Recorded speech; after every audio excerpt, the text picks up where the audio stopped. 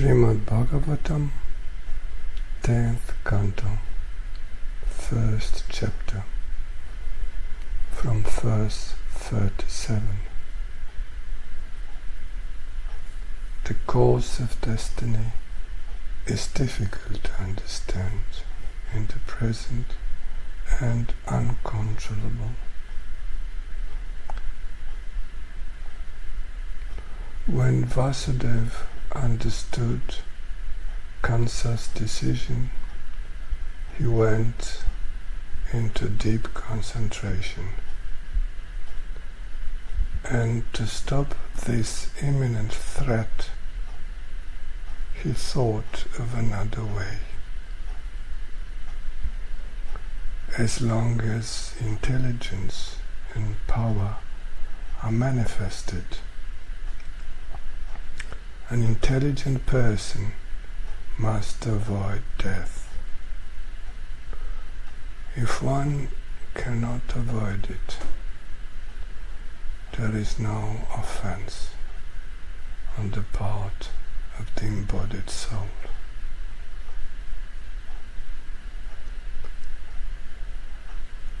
He thought, I will give him the children who will be born to kill. Then I will save this poor Devakī. Whether my sons will be born and die, or on the contrary, will not die. Is this actually not the course of the destiny? Very difficult to understand in the present and uncontrollable. Destiny which is stopped and resumed by changing the body.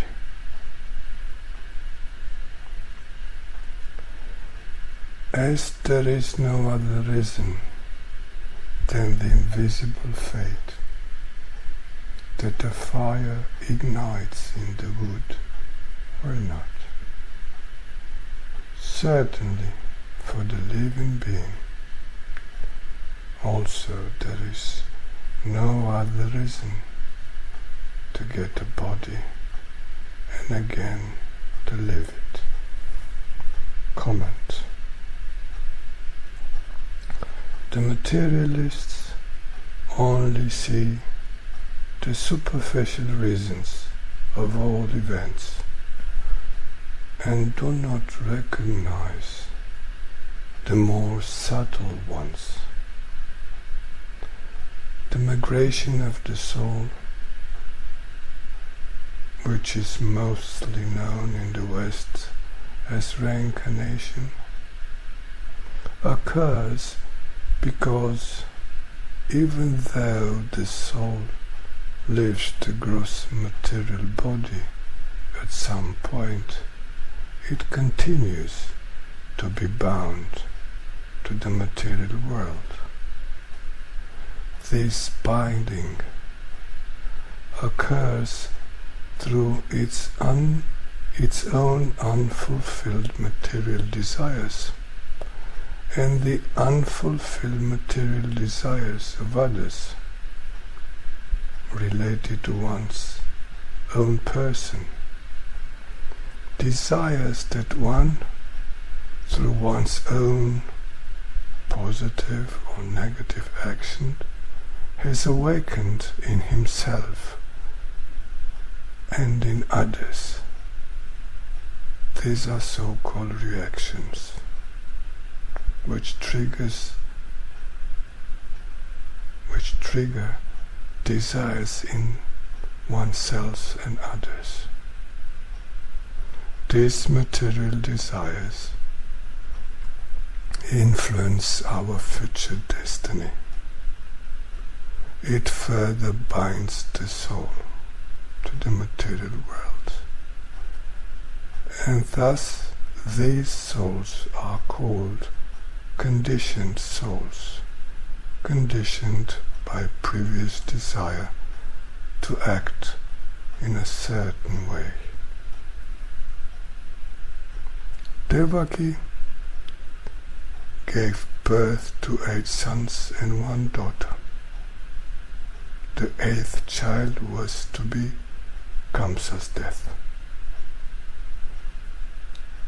Thus, after this introspection in the nature of the soul, Shaurī Vasudev worshipped this sinful one, Kaṁsa, bowing down to him.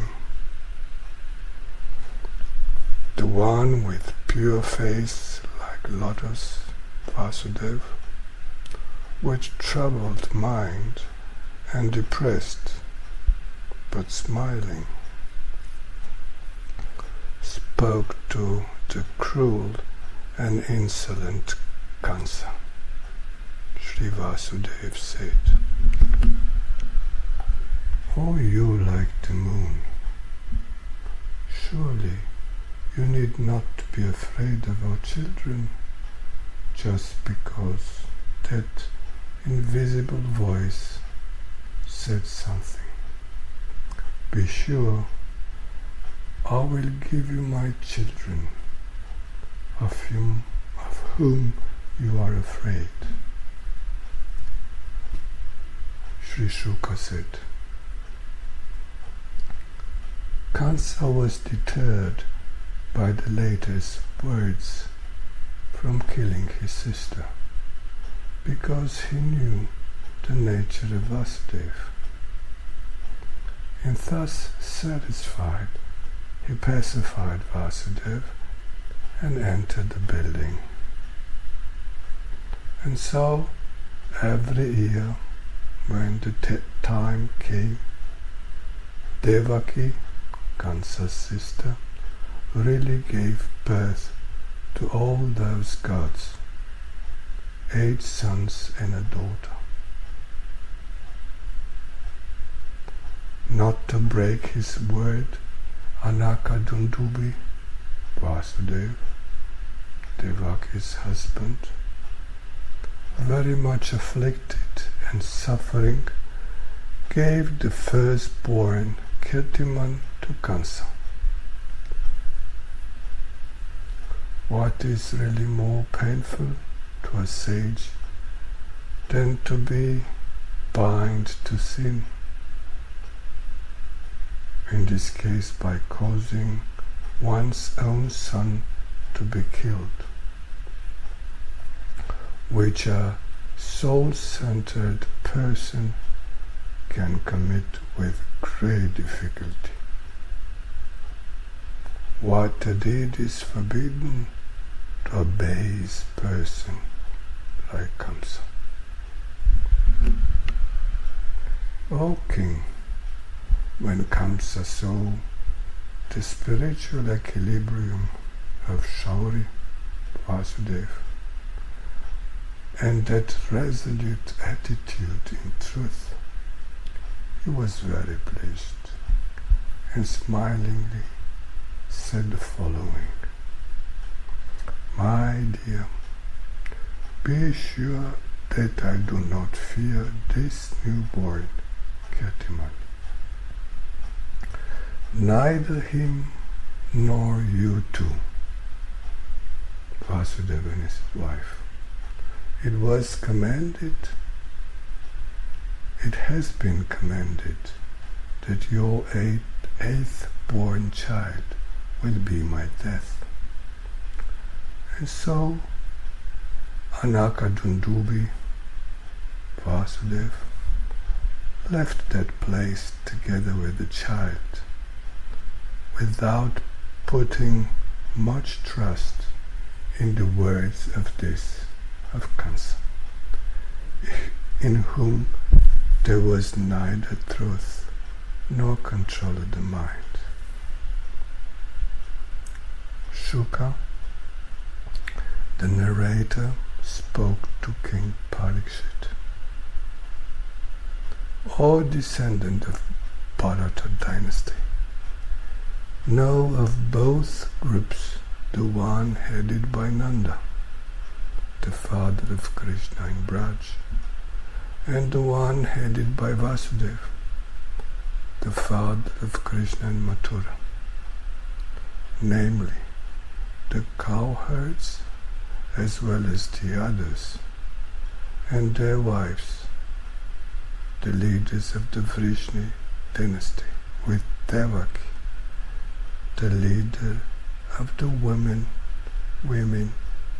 of the Yadu dynasty, as well as their friends, the beloved ones, as well as the descendants of Kaṁsa, are all the gods that have came on earth.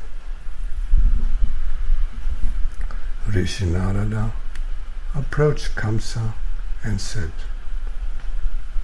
"These Sura gods and the Transcendental Lord, Bhagavan, want to kill you, and those of the Daitya family of gods, not only you, who are a burden to the earth." After the sage Narad left, Kaṁsa thought that the people from the Yadu dynasty were Sura gods, including Devakī's children. Thus he arrested Devakī and Vasudev to counteract his own death of the part of Vishnu, and put them in chains in the palace. And at every birth he killed their sons, and did not allow any person to appear from Devakī's womb. Generally, there are really greedy kings on the earth who kill all the other ones, all the dear ones, for their own satisfaction. Even the mothers, the fathers and the brothers. Before this life, his Kaṁsa's soul was incarnated as the great Asura god Kalanemi, who was killed by Vishnu. Born again, but here on the earth, due to destiny, he was the enemy of the Yadu dynasty. The great, powerful one, Kaṁsa, imprisoned then his own father, Ugrasen, and enjoyed all alone as king of the Yadava, Bhoja and Andaka, the states of Shrasi. Tika. The great and auspicious Asura god Svarbhanu became the monarch Ugrasen. This is from Mahabharata book, first chapter, first Canto, chapter 67, first book, chapter 67. Here ends the first chapter of the 10th canto of Śrīmad Bhagavātam. Kora Premanande